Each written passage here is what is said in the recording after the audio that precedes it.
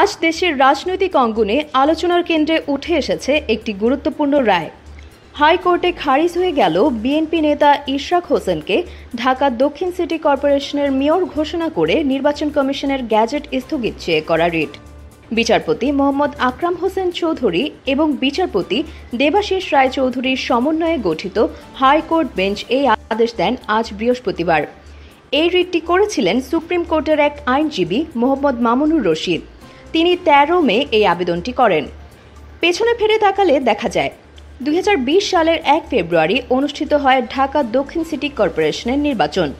সেই নির্বাচনে আওয়ামী লীগের প্রার্থী শেখ ফজলেনুর তাপস মেয়র নির্বাচিত হন।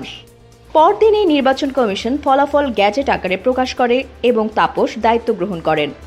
তবে বিএনপির আন্তর্জাতিক বিষয়ক কমিটির সদস্য ইশরাক হোসেনের ফলাফলের বিরুদ্ধে অনিয়ম ও দুর্নীতির অভিযোগ এনে আদালতে যান। তার করা নির্বাচনী মামলা দীর্ঘ প্রক্রিয়া শেষে চলতি বছরের 27 মার্চ ট্রাইব্যুনাল রায় দেয় তার পক্ষে। রায়ে তাপসের বিজয় বাতিল করে ইশরাককে বৈধ মেয়র ঘোষণা করা হয়। এরই পরিপ্রেক্ষিতে নির্বাচন কমিশন 27 এপ্রিল গ্যাজেট প্রকাশ করে ইশরাককে মেয়র হিসেবে চূড়ান্ত ঘোষণা দেয় এবং তার শপথ গ্রহণের জন্য স্থানীয় সরকার মন্ত্রণালয়ের চিঠি পাঠায়।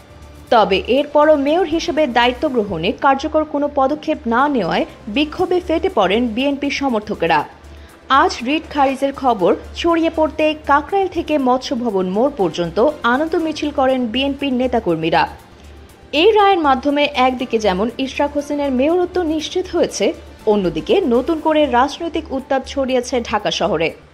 দেখার বিষয় স্থানীয় সরকার মন্ত্রণালয় এবার কী পদক্ষেপ নেয় এবং কবে নাগাদ ইশরাক আনুষ্ঠানিকভাবে দায়িত্ব বুঝে নেন। Desk report, the Bengali roots.